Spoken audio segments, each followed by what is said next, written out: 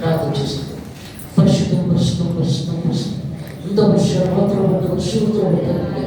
దేవానికి స్తోత్రం స్తోత్రం అయినా దేవానికి స్తోత్రం తండ్రి. పరిశుద్ధాత్మ దేవ ఇక్కడే సంచరిస్తున్నావు ప్రభా, ఇక్కడే సంచరిస్తున్నావు. మా మధ్యలోనే ఉన్నావు తండ్రి, మా మధ్యలోనే ఉన్నావు తండ్రి. మాట్లాడుచున్నదే కానీ నేను కాదు ప్రభా.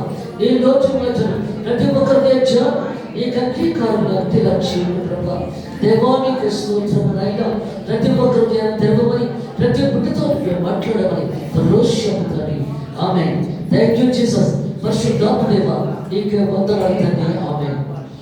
పరిశుద్ధాత్మ దేవుడు ఏం మాట్లాడుచు ఉన్నాడంటే, దేవాది దేవుడు సర్వాధికారి సృష్టికర్త సర్వోన్నత దేవుడైన వాక్యమే దేవుడు, దేవుడే వాక్యం. వాక్యం రెండు అక్షరాల కట్టం కీళ్ళలోంచి ముగ్గులోంచి బట్టి లభిస్తుంది. అలాంటి వాక్యం మనం ఎంతవరకు చదువుతున్నాం, ఎంతవరకు ధ్యానిస్తున్నాం, ఎంతవరకు స్తుతిస్తున్నాం, ఎంతవరకు ఆరాధిస్తున్నాం, ఎంతవరకు కన్నిటితో ప్రార్థన చేస్తున్నాం, ఎంతవరకు కన్నిటితో గోచాడుతున్నాం. అందుకే దేవుడు మాట్లాడుతున్నాడు ఇక్కడ. యేసు ప్రభు ఈ లోకంలోకి వచ్చిన తర్వాత విశ్వాసాన్ని కృపణ తీసుకొచ్చాడు. విశ్వాసం లేకుండా దేవుడికి ఇష్టడే ఉంట అసత్యం. ఆయన ఉన్నాడు మనము దయచేయవాడని నమ్మినప్పుడే కార్యం జరుగుతుంది, లేకపోతే కార్యం జరగదు అక్కడ. అందుకే దేవుడు మాట్లాడుతున్నాడు. వాక్యము మన పాదములకు దీపమైనది, అది వెలుగే ప్రకాశిస్తుంది. ఆ వెలుగులో మనం ఎంతవరకు నడవగలుగుతున్నాం, ఎంతవరకు జీవించగలుగుతున్నాం. వాక్యముని వెలుగులో నడవాలి. అందుకే దేవుడు మాట్లాడుతున్నాడు. ఆది యందు వాక్యము ఉండెను, వాక్యము దేవుని యందు ఉండెను, వాక్యము దేవుడై ఉండెను. ఆయన సన్నిహితుడై మన మధ్యలో ఉండారు. ఇద్దరు ముగ్గురు దగ్గర నేను ఉంటానని సరించిన దేవుడు ఆయన. అందుకే దేవుడు మాట్లాడుతున్నాడు ఇక్కడ. యేసు ప్రభు ఇక్కడ దేవుడు సెలవిస్తున్నాడు. ఇక్కడ సర్వాధికారుల సృష్టికర్త సర్వోన్నత దేవుడు ఆయన. ఎందుకంటే యేసు ప్రభువును పట్టుకొని ప్రధాన యాజకుడి దగ్గర తీసుకుని వచ్చారు. అందుకే దేవుడు మాట్లాడుతున్నాడు. ఆ ప్రధాన యాజకుడి దగ్గర తీసుకుని వచ్చినప్పుడు ఎందుకంటే కఠినమైన శిక్ష వేయాలి. సిలువ ఎక్కడ అంటే మామూలు విషయం కాదు. అందువల్ల చాలా పెద్ద తప్పు చేస్తేనే కానీ సిలువ ఎక్కించాలి. కానీ యేసు ప్రభులో ఆ తప్పులేమి కనబడటం లేదు. అక్కడ ఏం చేయాలి కూడా అర్థమవట్లేదు ప్రధాన యాజకుడికి. అయినా సరే ఇద్దరు మాట్లాడుతున్నారు. ఇక్కడ ఇద్దరు ఆలయాన్ని పడగొట్టి 3 దినాల్లో లేపేస్తూ ఉన్నాడు. అది తప్పు కాదా అని మాట్లాడుతున్నాడు ఇక్కడ. ఎందుకంటే అప్పుడు ప్రధాన యాజకుడు అంటున్నాడు, వాళ్ళన్నీ మాట్లాడుతున్నారు కదా, నువ్వు ఒకదానికి జవాబు చెప్పబెట్టి. ఎందుకంటే ఆ జవాబు చెప్పడానికి రాలేదు, సిలువ ఎక్కడానికే వచ్చారు. ఎందుకంటే మరణ శాసనాన్ని రద్దుపరచడానికి యేసు ప్రభు లోకంలోకి వచ్చారు. ప్రతి మనిషిని పరలోక రాజ్యాన్ని తీసుకుని వెళ్ళడానికి వచ్చారు. అందుకే తన రక్తము ద్వారా, తన ప్రాణము ద్వారా ఈ లోకం నుంచి వెళ్ళిన ప్రతి మనిషి పరలోక రాజ్యానికి వెళ్ళాలి. ఏ ఆత్మ కూడా నశించిపోకూడదు. అందుకే దేవుడు మాట్లాడుతున్నాడు. దేవుడు పరిశుద్ధుడు, పరిశుద్ధుడు, పరిశుద్ధుడు. ఆ పరిశుద్ధుడైన దేవుడు నీ హృదయంలోకి రావాలంటే నీవు కూడా పరిశుద్ధంగా ఉండాలి. ఆ పరిశుద్ధుల రక్తం చేత ఈ భూమి అంతా కూడా తడవబడాలి. లోక కళ్యాణం కోసం వచ్చిన దేవాది దేవుడు ఆయన సర్వసత్యవంతుడు. అందుకు మాట్లాడటం లేదు, మౌనంగా ఉన్నాడు. ఎందుకంటే మనల్ని కూడా ఎక్కువ మాట్లాడకూడదని చెప్తున్నాడు. మాటల్లో దోషం ఉన్నది, పాపం ఉన్నది. అందుకే దేవుడు మాట్లాడుతున్నాడు అక్కడ. ఎందుకంటే ప్రతి మాటకి మనం లెక్కపరచవలసినది. దేవుడికి లేకపోయిందంటే ఇక్కడే నుంచి శిక్ష అనుభవించవలసి ఉంటుంది. ఆ మాటలకి శిక్ష ఇక్కడే అనుభవించాలి. ఏదో తప్పు జరిగి నీ అవయవాలు ఏది జరిగినా, నీ అవయవాల ఫాల్ట్ వచ్చినా, ఏది బాధపడినా అది నీకే నష్టం. అందుకే మాటలు కొద్దిగా ఉండవలను. అందుకే దేవుడు మాట్లాడుతున్నాడు ఇక్కడ. సర్వసత్యవంతుడు, సర్వోన్నత దేవుడైనా ఆయన మౌనంగా ఉన్నప్పుడు అక్కడ ఏమంటున్నాడు ప్రధాన యాజకుడు, లేచి నువ్వు ఉత్తరం చెప్పవా, మీరు నీ మీద పలుకుచున్న సాక్ష్యం అడుగా యేసు వరకుండను.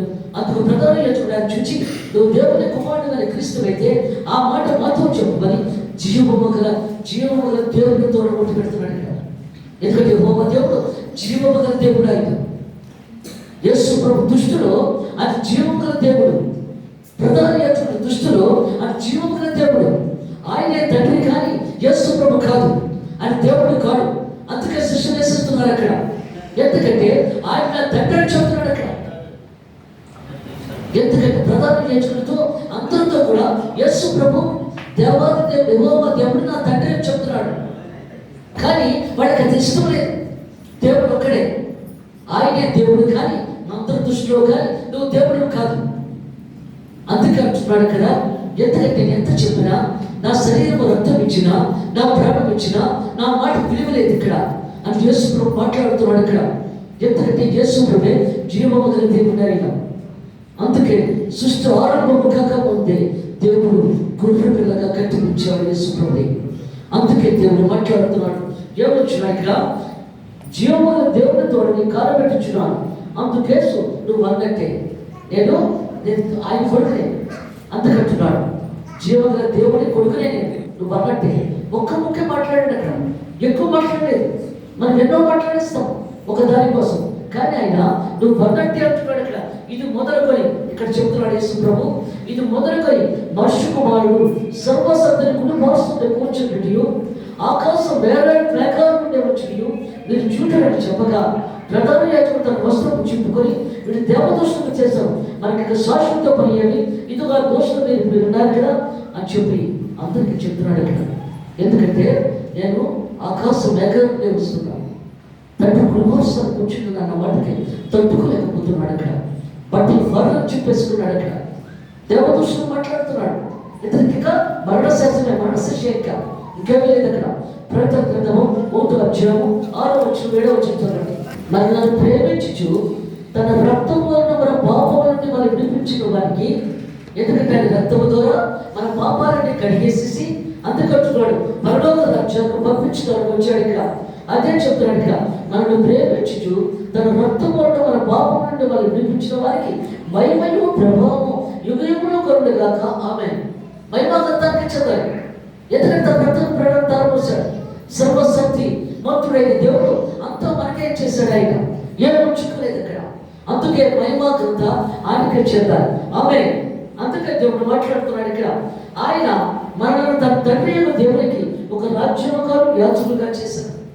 ఎందుకంటే లూసిఫర్ సవాల్ చేసింది కదా, నీ దగ్గరికి ఎవరు రాదు, పరలోక రాజ్యం ఎవరు రాదు, అందరూ నా దగ్గరికి వస్తారు. నిజమే, నరకానికి వెళ్ళే రోడ్డు నలుగురు పడే రోడ్డులా వెళ్ళిపోయి గుంపులుగా వెళ్ళిపోతున్నారు పెళ్లికి వెళ్ళినట్టు నరకానికి. కానీ ఇక్కడ పరలోక రాజ్యానికి వెళ్ళడానికి కష్టమైపోతుంది. అందుకు నీ దగ్గరికి ఎవరు రాదు. ఎందుకంటే నా ప్రియ కుమారుడు వస్తాడు, ఆయన ద్వారానే పరలోక రాజ్యానికి వస్తాడు అని చెప్పి దేవుడు ఆయన సంతోషపడ్డాడు అక్కడ. తన ప్రియ కుమారుడు ఈ లోకానికి వచ్చి తన రక్తము ప్రాణము ద్వారా పరలోక రాజ్యానికి తప్పకుండా తీసుకొస్తాడు.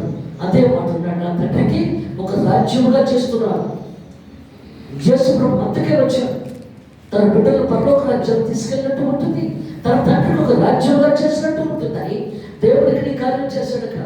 అదే చెప్తున్నాడు ఇక్కడ, అదే చెప్తున్నాడు ఇక్కడ. మరణం తన తండ్రి దేవునికి ఒక రాజ్యముగా యాజకులుగా చేశాం, ఇదిగా మేఘాలుగా వచ్చుచున్నాడు, ప్రతి నేత్రంగా నిశ్చించను. అందుకే అంటున్నాడు కదా, నిరక్షణ. ఎంతవరకు నీకు నిరక్షణ? నువ్వు చనిపోయిన తర్వాత నువ్వు పరలోక రాజ్యానికి వెళ్తావో లేదో అది నీకు నిరక్షణ కలిగి ఉండాలి. ఆ నమ్మకం నీలో లేకపోతే పరలోక రాజ్యాలు లేదు. ఆ నమ్మకం ఈ భూలోకంలో ఉన్నప్పుడే ఆ నిరక్షణ కలిగి ఉండాలి. నేను చనిపోయిన తర్వాత నేను పరలోక రాజ్యానికి వెళ్తాను నిరక్షణ కలిగి ఉండాలి. చాలా మందికి లేదని, అందుకే భయపడిపోతుంటారు మరణానికి. చచ్చిపోతానేమో చచ్చిపోతాం ఒక దినాన్ని తప్పకుండా, చచ్చిపోకుండా ఉంటాం కానీ నిరక్షణ ఉండాలి ఒక దినాన్ని తప్పకుండా. ఇప్పుడు సమాధానం నీకు నిండిపోయి ఉన్నాయి, అందరూ చనిపోయారు. చాలా మంది వారి నిరక్షణతో చనిపోయారు. ప్రతి ఒక్కరు కూడా నిరక్షణతో సమాధాన విశ్రాంతి తీసుకుంటున్నారు. దేవుడు ఏమన్నాడు, ఈ లోకంలో కొన్ని సంవత్సరాల నుంచి నువ్వు వేదనలు అనిపిస్తున్నావు, బాధలు అనిపిస్తున్నావు, వేదనలు అనిపిస్తున్నావు. ఇప్పుడు చచ్చిపోయి సమాధాన విశ్రాంతి తీసుకొని వస్తున్నారు. నేను వచ్చే వరకు నువ్వు విశ్రాంతి తీసుకో. వాడు విశ్రాంతిలో ఉన్నారు. ఇప్పుడు సమాధానం ఉన్న వారందరూ దేవుడు మధ్యాకాశం వచ్చేటప్పుడు కదా మంచి సెంటర్లోకి వచ్చేస్తున్నాడు. ఆయన తండ్రి చెప్తున్నాడు, పరిశుద్ధులందరూ తీసుకొచ్చాయి, వెళ్ళు, సమయం ఆసనం అయిపోయింది, పాపం పరిపక్వమైపోయింది, సమయం ఎత్తబడిపోతుంది, వెళ్ళు అనేటప్పుడు కదా అప్పటికే దేవదూతలు ఆకాశానికి భూమికి నిచ్చెన వేసుకొని దానికి గదలు వేసేస్తున్నారు. ప్రపంచేస్తున్నాడు ఊదుతూ ప్రపంచేస్తున్నాడు చెప్పి నిద్రపోతులో ఉన్న వారికి కూడా మేలు కలుగుతున్నారు ఇక్కడ. అందుకే దేవుడు మాట్లాడుతున్నాడు ఇక్కడ, అదే చెప్తున్నాడు ఇక్కడ. ఎందుకంటే సర్వశక్తిమంతుడు, సర్వోన్నత దేవుడు ఆయన. ఎందుకంటే నిద్రపోతులో ఉన్నవాడు కూడా లేచి పరిగెట్టుకుని రావాలి. ఆయన సత్యంలోకి వచ్చేసాడు. యేసు ప్రభు సమాధులన్నీ కూడా భద్రైపోతున్నాయని వచ్చేటప్పుడు కదా మంచి ఆకాశానికి ఎప్పుడైతే వచ్చేసాడో బోరం ద్వారా నిలబడుతున్న సమాధిలో ఉన్న వారందరికీ ప్రభు చేస్తున్నాడు సంబరపడిపోతున్నారు. ఎముకల్లో జీవం ఉన్నది, ఎముకల్లో జీవం ఉన్నది, సంబరపడిపోతున్నాయి. లోపల సమాధిలో ఉన్న వారందరూ ప్రభు చేస్తున్నాడు. ఇక మేము వెళ్ళిపోతాం, ఆయనతో కలిసి వెళ్ళిపోతాం అని సంబరపడిపోతున్న సమయంలో ఆయన శక్తిగా ఎప్పుడైతే వచ్చేసాడు సమాధులని బద్దలైపోతున్నాయి. క్రీస్తు సమాధులే కాదు, మహాభారత సమాధులే కాదు, యుద్ధంలే కాదు, అందరూ లేచిపోతున్నారు ప్రతి ఒక్కరు. ఎందుకంటే సృష్టికర్త ఈయనే కాబట్టి. ఆల్పయము వేదీయు నేనే, ఆదియు అంతము నేనే, సమస్తము నేనే, సర్వాధికారిని సెలవిచ్చిన దేవుడు అయినా.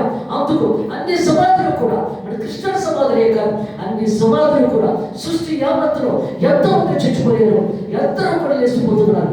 ప్రతి ఒక్కరు కూడా ప్రభు వెనకతే పరిగెత్తి వెళ్ళిపోతున్నారు. ఆయనతో పాటు వెనకతలు ఎవరు వస్తున్నారు, ఎవరు రాలేదో అది అవసరం లేదు అక్కడ. అప్పుడు పరలోక రాజ్యంలోకి మంచి వాళ్ళందరూ దేవుడితో లోపలికి వెళ్ళిపోతున్నారు. తప్పు చేసిన వాడు బయట లైన్లో నిలబడిపోతున్నారు చేర్చబడి కోసం. అందుకే దేవుడు మాట్లాడుతున్నాడు ఇక్కడ. జీవాధిపతి దేవుడు, సర్వాధికారుడు, సృష్టికర్త, సర్వోన్నత దేవుడు అయినా. అందుకే తీర్పు కూడా భయంకరంగా ఉంటుంది అక్కడ. అందుకే దేవుడు సెలవిస్తున్నాడు ఇక్కడ. ప్రకటన గ్రంథం 20వ అధ్యాయం 11వ వచనం. విన్నారు కదా వాక్యం. ఎందుకంటే ఇది జరగబోతున్న గ్రంథం. ప్రకటన గ్రంథము జరగబోతున్న గ్రంథమే. రేపు దేవుడు వచ్చేటప్పుడు జరగబోతున్న గ్రంథమే. అందుకే దేవుడు మాట్లాడుతున్నాడు. ఏమొచ్చున్నాడు, మరియు ధవళమైన మహాసింహాసనము దాని దాసుని ఉన్న ఒకరిని చూచింది. భూమి ఆకాశములు అని సముఖం నుండి పారిపోయాయి. భూమి ఆకాశాలు పారిపోతాయి అని సముఖం నుండి. అందుకంటున్నాడు పారిపోయి వాడు నిలుపుచోటి కనబడకపోయి ఎక్కడ నిలబడాలో కూడా వాటికి అర్థమవుతలేదు. భూమికి ఆకాశానికి కూడా ఎక్కడ నిలబడాలో కూడా తెలియట్లేదు అక్కడ. మరియు గొప్పవారేమి కొద్దివారేమి మృతులైన వారందరూ ఆ సింహాసనం పెట్టి నిలవబడిగా చూసింది. లైన్లో నిలబడుతున్నారు జడ్జిమెంట్ కోసం. అందుకే దేవుడు మాట్లాడుతున్నాడు ఇక్కడ. లైన్లో నిలబడాలి. అందుకే దేవుడు సెలవిస్తున్నాడు ఇక్కడ. జీవగ్రంథంలో పేరు యేసు ప్రభు తెలుస్తాడు. ఆయనే తెలిసి పేరు పెట్టి పిలుస్తాడు. అందుకే దేవుడు మాట్లాడుతున్నాడు. మన పేరుని అమూల్యంగా దేవుడు అక్కడ పిలుస్తాడు. అందులో మరి ఎంతవరకు మన పేరుని అమూల్యంగా ఉంచుకుంటున్నాం ఇక్కడ. అందుకే దేవుడు మాట్లాడుతున్నాడు ఇక్కడ. జీవాధిపతుల దేవుడు, సర్వాధికారుల సృష్టికర్త, సర్వోన్నతుల దేవుడైన. 10 సంవత్సరాల క్రితమే దేవుడు మాట్లాడుతున్నాడు. మంచిగా నిద్రపోతున్న సమయంలో దేవుడు మాట్లాడుతున్నాడు ఇక్కడ. నీ పేరు జీవ గ్రంథంలో రాయబడి ఉన్నది, నీ పేరు జీవ గ్రంథంలో రాయబడి ఉన్నది 3 సార్లు చెప్పాడు దేవుడు అక్కడ. కబాలు లేసి, ప్రభా నా పేరు జీవ గ్రంథంలో రాయబడి ఉన్నదా? నేను ఎందుకు పనికిరాని దాన్ని కదా ప్రభా, నేను దేనికి పరిచయం దారిని, అలాంటి దానికి నా పేరు జీవ గ్రంథంలో రాయబడి ఉన్నదా? ఎందుకంటే మన పేరు జీవ గ్రంథంలో రాయబడాలి. అందుకే సుశీలతో అంటాడు కదా, దెయ్యాలు వెళ్ళగొడుతున్నారు, వాక్యం చెప్తున్నారు, ఇది చేస్తున్నారు, అది చేస్తున్నారు అంటే కాదు, నా పేరు జీవ గ్రంథంలో ఉన్నదో చూసుకోమన్నాడు దేవుడు అక్కడ. ఈ పేరు జీవ గ్రంథంలో ఉన్నదో లేదా అందుకంటున్నాడు దేవుడు ఇక్కడ. మరియు గొప్పవారేమి కొద్దివారేమి మృతులైన వారందరూ ఆ సింహాసనం వెంట నిలవబడి చూస్తుంది. అప్పుడు గ్రంథమే ఇవ్వబడి, మరియు జీవ గ్రంథము వేరొక గ్రంథము ఇవ్వబడి. నువ్వు తల్లి గర్భంలో బిడ్డగా ఉన్నప్పుడే ఆ గ్రంథము తెరవబడుతుంది. అందుకే దేవుడు మాట్లాడుతున్నాడు ఇక్కడ. అప్పటి నుంచి కూడా నువ్వెన్ని తప్పులు చేసావో, ఎన్ని పాపాలు చేసావో, ఎన్ని మంచి పనులు చేసావో అన్నీ కూడా వేరొక గ్రంథంలో రాయబడి ఉంటుంది. అందుకే దేవుడు మాట్లాడుతున్నాడు ఇక్కడ. ప్రతి తప్పుకి ప్రతి దానికి అండర్లైన్ చేయబడి ఉంటుంది. ప్రతిది కూడా నువ్వెన్ని తప్పులు చేసావో, ఎన్ని మాట్లాడినావో, తప్పుగా ప్రవర్తించావో అవన్నీ కూడా అండర్లైన్ చేయబడి ఉంటాయి ఇక్కడ. అందుకే దేవుడు మాట్లాడుతున్నాడు ఇక్కడ. జీవ గ్రంథంలో పేరెట్టి పిలిచేటప్పుడు కదా వేరొక గ్రంథము దేవదూత గొప్పవారు తీసుకొని వచ్చి అక్కడ దేవుడికి ఇస్తుంది. ఈ కూడా ఎన్ని తప్పులు చేశాడో, ఎన్ని మంచి పనులు చేశాడో చూడమని చెబుతుంది అక్కడ. అందులో చూసి 3 పరలోకాలు ఉంటాయి. పై పరలోకంలో ప్రవక్తలు ఉంటారు. అబ్రహాం గారు, మోషే గారు, ఏలియా గారు, వీళ్ళందరూ కూడా ఉంటారు. అందుకు అందులో నిలబడవచ్చు. ఎందుకంటే ప్రార్థనలో వాక్యంగా ఉన్నప్పుడు, బాగా చదువుతున్నప్పుడు, దేవుళ్ళలో బలంగా ఉన్నప్పుడు, నీతిగా ప్రశ్నలు వచ్చినా, నిజాయితీగా బ్రతకని వచ్చినా, తప్పు చేయకుండా ఉండని వచ్చినా, నువ్వు ఆ ప్రవక్తతో కలిసి ఉండొచ్చు. అందుకే దేవుడు మాట్లాడుతున్నాడు. రెండో పర్వంలో విశ్వాసులు, ఆఖరి పర్వంలో నామకరణ క్రైస్తవులు, మొక్కుబడి ప్రార్థన, వేషధారణ, ఎందుకంటే బాప్తిసం తీసుకొని కూడా తప్పుడు చేసుకోబోతున్న వారందరూ కూడా. ఎందుకంటే బాప్తిసం అంటే ఒక నామకార్థం అనుకుంటున్నారు అక్కడ. కానీ యేసు ప్రభు ఈ జోగాలు కూడా బాప్తిసం ఇస్తున్నాడు ఆయన. ఎందుకంటే ఒక పరిశుద్ధత బాప్తిసం తీసుకున్న తర్వాత నుంచి కూడా సాధారణ దగ్గర రాకుండా భయపడుతుంది. అందుకే దేవుడు మాట్లాడుతున్నాడు అక్కడ. ఇక్కడే చెప్తున్నాడు, నువ్వే పట్లోకానికి పెడుతున్నావో నువ్వే నిర్ణయం తీసుకోవాలి ఇక్కడ. అందుకే దేవుడు మాట్లాడుతున్నాడు ఇక్కడ. ఎందుకంటే మరియు జీవ గ్రంథములు వేరొక గ్రంథం ఇవ్వబడి, ఆ గ్రంథంలో ఎంతో రాయబడిన వాటిని బట్టి తమ క్రియ చొప్పున మృతులు తీర్పు పొందేది. మన క్రియ చొప్పున మనం చేస్తున్న ఈ లోకంలో ఏం చేస్తున్నాం అదే క్రియ, అదే నడవడిక, అదే ప్రవర్తన, అదే జడ్జ్మెంట్. అందుకంటున్నాడు దేవుడు దగ్గర. నువ్వు చేసిన ప్రతిదీ కూడా ఎక్కడో చెమలో అయిపోతూ ఉంటుంది అక్కడ ఇక్కడ. ఎందుకంటే నన్ను ఎవరు చూడలేదు కదా అని చెప్పి, నా భార్య చూడలేదు, నా భర్త నన్ను చూడలేదు, నా పిల్లలు నన్ను చూడలేదు, ఎవరు నా పక్కన వాళ్ళు చూడలేదు అని నువ్వు అనుకుంటే కుదరదు ఇక్కడ. అందుకంటున్నాడు, అంతా అది చూసుకొని లెక్క రాసేస్తాడు అక్కడ. అందుకే దేవుడు మాట్లాడుతున్నాడు ఇక్కడ. అదే చెప్తున్నాడు ఇక్కడ. సముద్రము ధరలో ఉన్న మృతులను అప్పగించాడు. సముద్రంలో చచ్చిపోయిన వారందరినీ కూడా సముద్రం అప్పచెప్పేస్తాడు. అది ఉంచుకోదు సముద్రం. ఆత్మలన్నీ కూడా దేవుడికి అప్పచెప్పేస్తుంది సముద్రం. ఎందుకంటే సృష్టి సముద్రము మధ్యలో 6 నేలలు కాక అన్నాడు దేవుడు అక్కడ. అందుకంటే చుట్టూ సముద్రమే. అందులో చనిపోయిన వారందరినీ సముద్రం అప్పగించేస్తుంది. మళ్ళీ పాతాళ లోకము వాటి వస్తువులను మృతులను అప్పగించాడు. వారిలో ప్రతి వాడు తన క్రియ చొప్పున తీర్పు పొందాడు. పాతాళ లోకం అంటే నరకంలో ఉన్న ఆత్మలు కూడా అప్పచెప్పి, అలాగే చాలా చెట్ల దగ్గర, పుట్ల దగ్గర, భర్తల దగ్గర, భార్యల దగ్గర చంపేస్తూ ఉంటారు. ఎక్కడెక్కడో చంపేస్తూ ఉంటారు. ఆ ఆత్మలన్నింటినీ కూడా ఆ బొమ్మ చెప్పేస్తాయి. తుప్పలు, డొక్కలు, చెట్లు అన్ని అప్పు చెప్పేస్తాయి దేవుడికి. జడ్జిమెంట్లో తీసుకుని వెళ్ళమని చెప్పి. అందుకే దేవుడు మాట్లాడుతున్నాడు. ప్రతి నిమిషము కూడా ఒక వాక్యంలాగా ఉంటుంది మన బ్రతుకు. అడుగడుగునే కూడా దేవుడితో బ్రతకడం అంటే అడుగడుగునే కష్టమే. ప్రతి నిమిషము కష్టమే.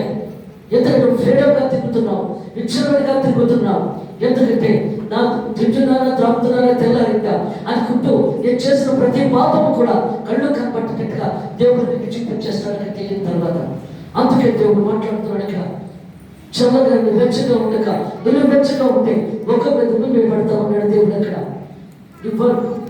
దేవుడు అడుగుతాడు అక్కడ, నువ్వు నీ తప్పు చేసావు, దానికి జవాబు పెట్టాను అడిగినప్పుడు నువ్వు పునరుంచుగా నిలబడ్డం కాదు. ఒక్కడు తగ్గుతాడు దేవుడు అక్కడ. ఇతను చెప్పు, సమాధానం చెప్పు అని దేవుడు అడుగుతాడు అక్కడ. మరి నువ్వు సమాధానం చెప్పడానికి ఏమన్నా ఉంది అక్కడ? అందుకే దేవుడు మాట్లాడుతున్నాడు. ఈ లోకంలో బ్రతికినంత వరకు కూడా మనం కష్టపడాలి. మంటలాది వారి రోజు కోసం ముందుగా బిడ్డగా చూపించాడు. ఎందుకంటే బలమైన సహకారాలు కాబోతున్నాడు ఇక్కడ. ఇక్కడ కూడా అదే చెప్తున్నాడు దేవుడు ఇక్కడ. ఏమంటున్నాడు ఇక్కడ? ఆ గ్రంథంలో ఎంతో రాయబడిన వాటిని బట్టి తమ క్రియ చొప్పున మృతులు తీర్పు పొందాయి. సముద్రము ధరలో ఉన్న మృతులను అప్పగించారు.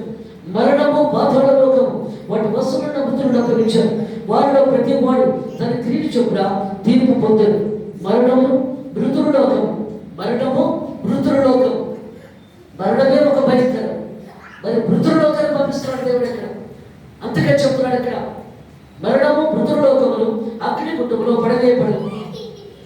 ధర్మంతుడు అనుకున్నాడు, లాజరు చచ్చిపోయిన తర్వాత ఇక నేను నా పర్వాలేదు, ఎందుకంటే నేను బ్రతికే ఉన్నాను, ఇక దేవుడు నాకు బ్రతికించేస్తాడు. అతను చచ్చిపోయి వెళ్ళిపోయాడు కదా అనుకున్నాడు.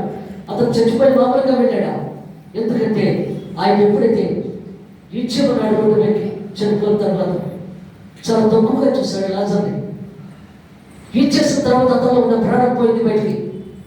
అప్పుడు దేవదూతల ప్రాణాన్ని తీసుకొని సముద్రం నీటిలో మునిగేటప్పటికల్లా యేసు ప్రభు కౌగిలించుకుంటాడు. ఎందుకంటే మన ఆత్మ ఈ లోకము పాపంతో నిండి ఉన్నది. బయలంటారు అందరూ, అది బయలు కాదు. ఎందుకంటే మనం చేసిన పాపాలు బట్టి అలా ఉంటుంది. అందుకని నీటిలో మునిగి ఆత్మ అప్పుడు యేసు ప్రభు కౌగిలించుకొని బలా మంచి రాసిన ఈ లోకంలో ఎంతో కష్టపడ్డాడు, సుఖపెడుతుందట. అప్పుడు కూర్చోబెట్టాడు. అది ధర్మంతుడు తెలియదు కదా ఎక్కడున్నాడు. అప్పుడు అతను నేను చనిపోతే బ్రతుకుతాను ప్రతి మనిషి అనుకుంటాడు. అది అనుకూలంలో మానవ సత్యం. అందుకంటున్నాడు ఇక్కడ, ఆ సాయంత్రం మాట్లాడే వచ్చి ఆతిథ్య చనిపోయాడు. దేవుడు మాట జీవమూట, అది జరిగి తీరాలి. ఆయన అన్న మాట ప్రతిదీ జరిగి తీరాలి. జరగకుండా ఉండడానికి వీలేదు. అక్కడ చచ్చిపోతాడు ఆత్మ.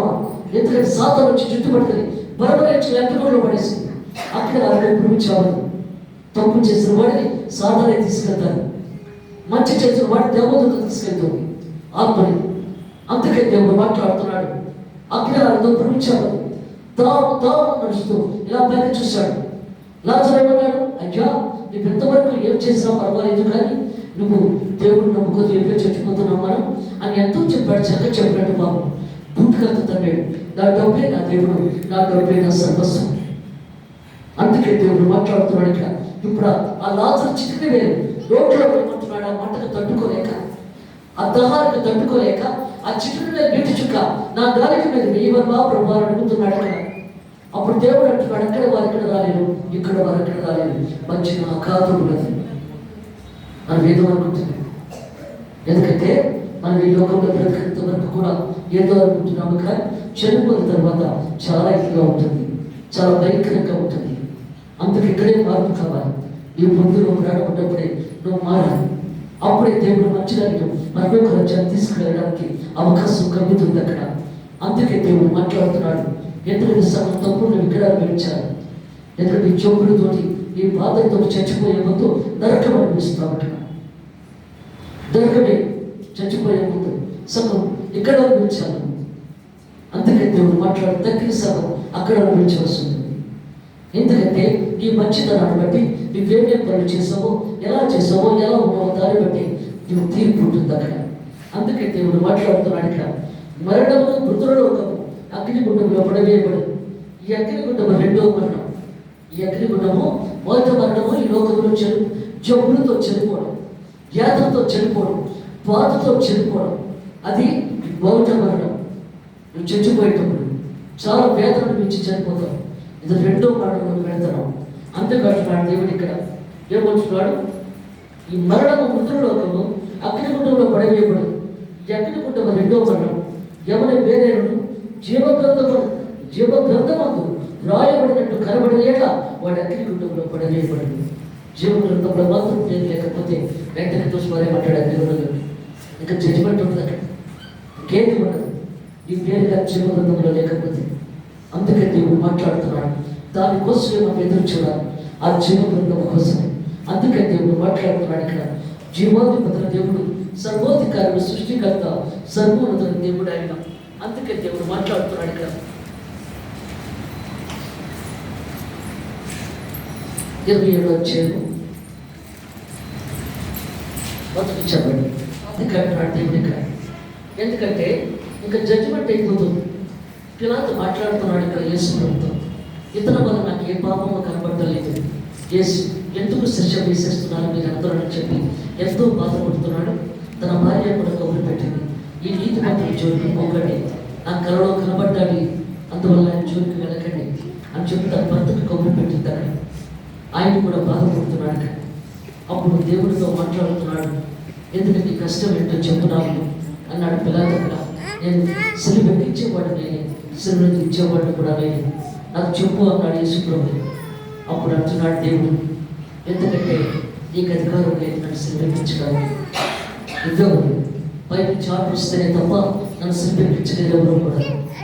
అందువల్ల నువ్వు కాదు, అందువల్ల సిలువ ఎక్కించేవాడు ఉన్నాడు పైన, ఆయన ఎక్కించాలి తప్ప నువ్వు ఎక్కించుకోవడానికి అధికారం లేదు. ఒక బట్టి మనిషి గట్టి కూర్చున్నట్టు వాడు నువ్వెవరు నన్ను సిలువ ఎక్కించడానికి.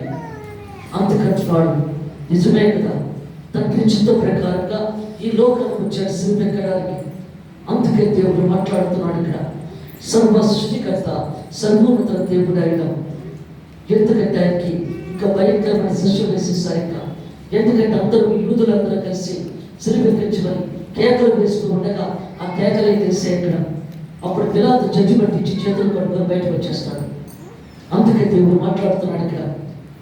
అప్పుడు కొరడా దెబ్బలు కొట్టించి 40 దెబ్బలు మన మధ్యకే కదా. ఈ 40 దెబ్బలు ఒక్కొక్కరు వచ్చి ఒక్కొక్క ప్రార్థన పెట్టుకుంటున్నాం. అది గుద్దిన ప్రతి దెబ్బకి కూడా ప్రతి ఒక్కరు ప్రార్థన పెట్టించుకుంటున్నాం. అందువల్ల ప్రార్థన ద్వారా మీరు దేవుడు మంచి చేస్తున్నాడు.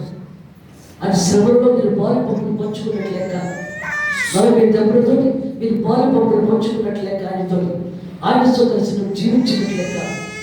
పేదలు అంటాడు కదా అక్కడ, ఏమొచ్చాడు అక్కడ, నా కాడు కడుగుతూ ప్రభావాడు నాతో నీకు పాలు పంపులు లేవన్నాడు దేవుడు అక్కడ.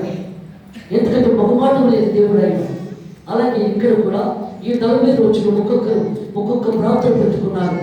అందుకు ఆయనతో మీరు పాలు పంపులు పంచుకున్నట్టే, ఆశ్రమించినట్టే, దీవించబడినట్టే 40 రోజులు అయ్యేటప్పుడు కల్లా మీకు ఏది కావాలో, మీరు ఏ సమస్య మీద వచ్చారో, ఏ ప్రాబ్లమ్స్తో వచ్చారో అవన్నీ తీర్చే దేవుడు ఆయన.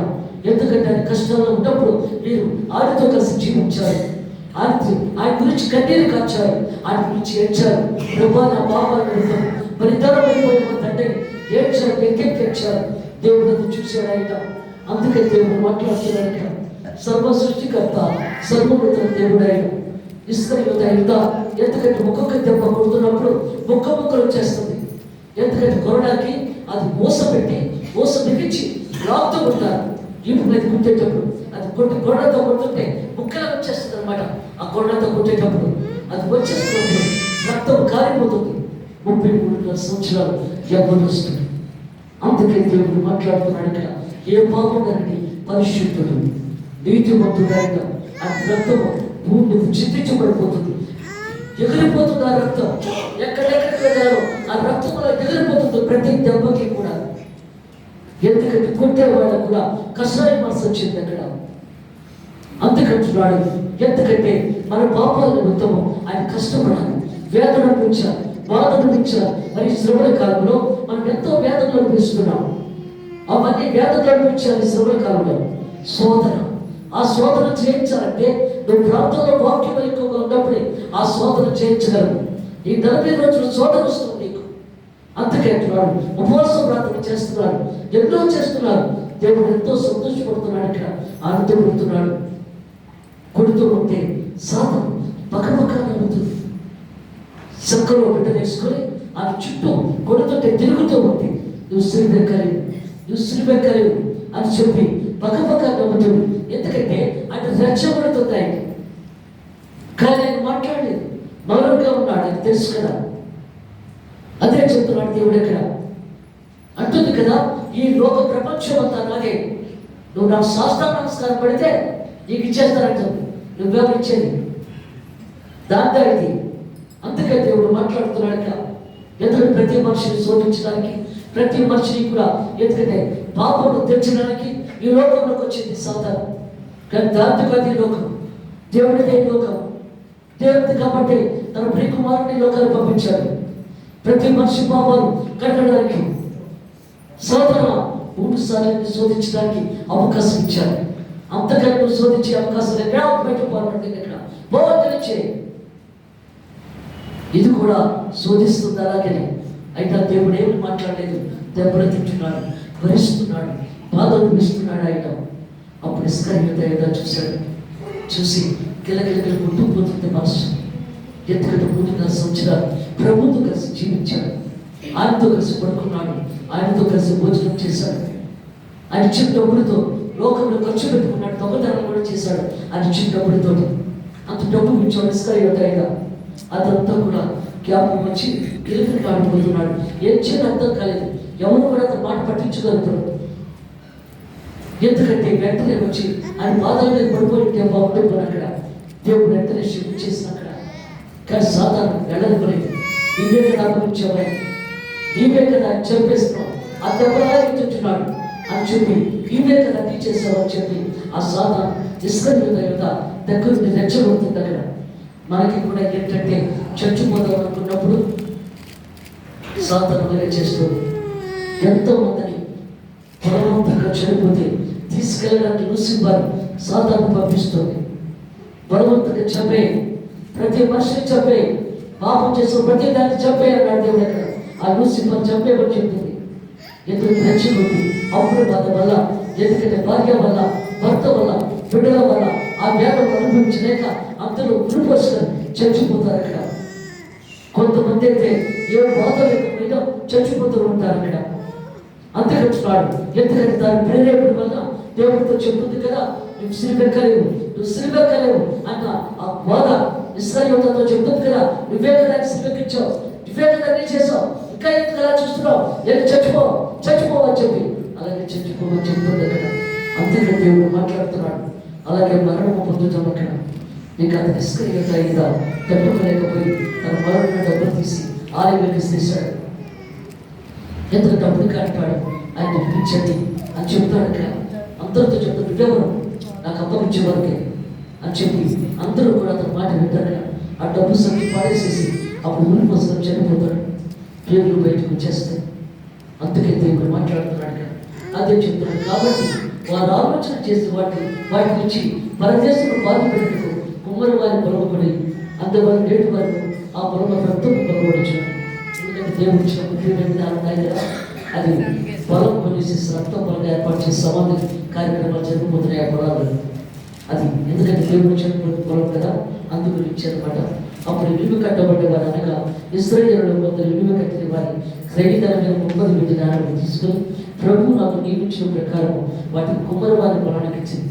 అందుకే దేవుడు మాట్లాడుతున్నాడు ఇక్కడ. ఎందుకంటే దేవాలయంలో పారవేసి పోయి గురిపెట్టుకోవడం ప్రధాన యోచనలా ఉంటే నాన్నలు తీసుకొని నువ్వు రక్త ఖరీదాము కనుక వీటిని కానుక పెట్టిలో వేయకూడదని చెప్పుకోండి. ఎందుకంటే వారి కానుక పెట్టిలో వేయలేదు. వాటి పొలం రక్తం పొలంగా తెప్పించి తీసుకునే పొలాన్ని కొనేసి అది సమాధికి ఇచ్చేశాడు. అందుకే దేవుడు మాట్లాడుతున్నాడు. ఆ పరిశుద్ధుని రక్తం, ఆ పరిశుద్ధుని సమాధి ఎంతో పవిత్రమైనది. కానీ వాడు ఎవరికి తెలియదు కదా. ఏదో మామూలుగా సమాధులు చేస్తున్నాం కదా, ఇలా జరుగుతుంది కదా అనుకున్నారే తప్ప ఇంకో విధంగా అనుకోలేదు. అందుకే అలా మాట్లాడారు అక్కడ. అందుకే దేవుడు సెలవిస్తున్నాడు అక్కడ. ఎందుకంటే మనము కూడా ఎలా జీవిస్తున్నాం, ఎలా ఉంచున్నాం, ఎలా దేవుడితో కలిసి జీవిస్తున్నాం అదే అంటున్నాడు దేవుడు ఇక్కడ. దేవుని సొంతం కన్నీరు కంచాలి ఏడవాలి చేస్తున్నాను. లూకా సువార్త, యోహాను సువార్త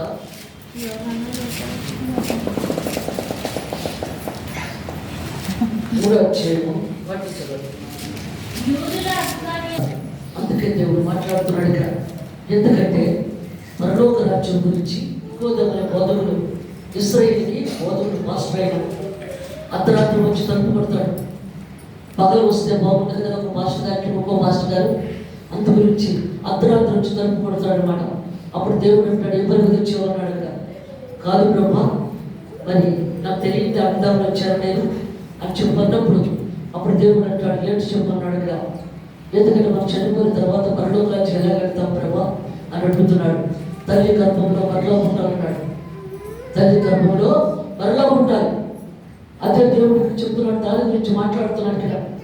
అప్పుడు నికోదేవుడు బోధకుడు అంటాడు, నేను ముసలివాడిని అయిపోయాను కదా తండ్రి, మళ్ళీ తల్లి గర్భంలో నేను ఎలా ఉండగలను అని చెప్పు. అన్నప్పుడు నీటి దూరను ఆత్మ దూరం పొందితేనే కానీ పరలోక రాజ్యంలో ప్రవేశం లేదు అంతకంటున్నాడు.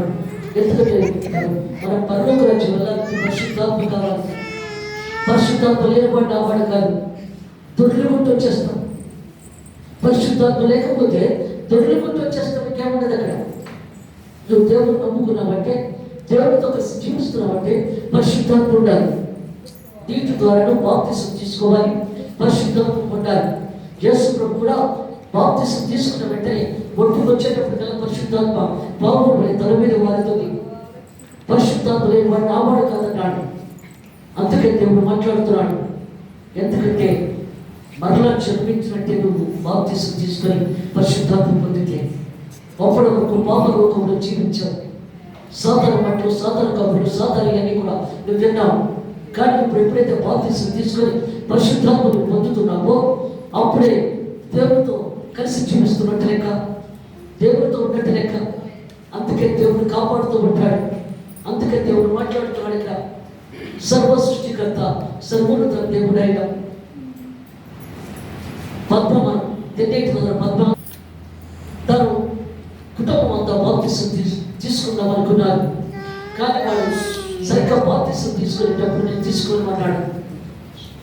తీసుకోకపోతే ఎలా అవుతుంది? వాళ్ళ అమ్మ నాన్న ఊరుకోలేదు, బలవంతంగా బాప్తిసం ఇచ్చారు. అలాంటిది వాళ్ళ ఫ్రెండ్తో బండి మీద పెట్టి అర్ధరాత్రి పూట వస్తున్నప్పుడు బ్రిడ్జి మీద యాక్సిడెంట్ అయిపోయింది. డ్రైవర్ చనిపోయాడు, వెనకాల వీడు పట్టుకుపోయాడు. ఎందుకు? బాప్తిసం తీసుకున్నాడు కాబట్టి. అందుకే దేవుడు మాట్లాడుతున్నాడు ఇక్కడ. సర్వ సృష్టికర్త, సర్వోన్నత దేవుడు అయిన బాప్తిసం కంత పవర్ ఉంది. అందుకే దేవుడు మాట్లాడుతున్నాడు, ప్రతి మనిషి కూడా బాప్తిసం తీసుకోవాలి. అంటే దేవుడు కాపాడుకుని వస్తాడు. ఆ తర్వాత కూడా ఎన్నో కేసులు జరిగాయి, కానీ అంతా నా ద్వారా ప్రార్థన చేయించింది. తనకు చాలా విశ్వాసం, పద్మకి నమ్మకం ఎక్కువ. ప్రార్థన చేశాను, అమ్మాయి ఏమీ జరగలేదు. అన్ని కేసులు కూడా కొట్టేశారు.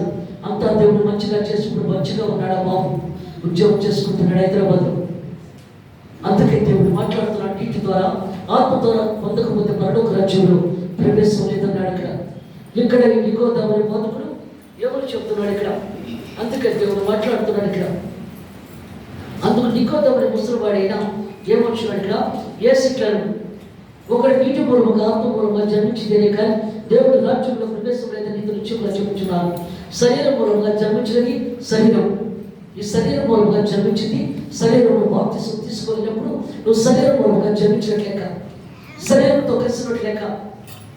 ఆత్మ మూలంగా జన్మించినది ఆత్మ అయినది.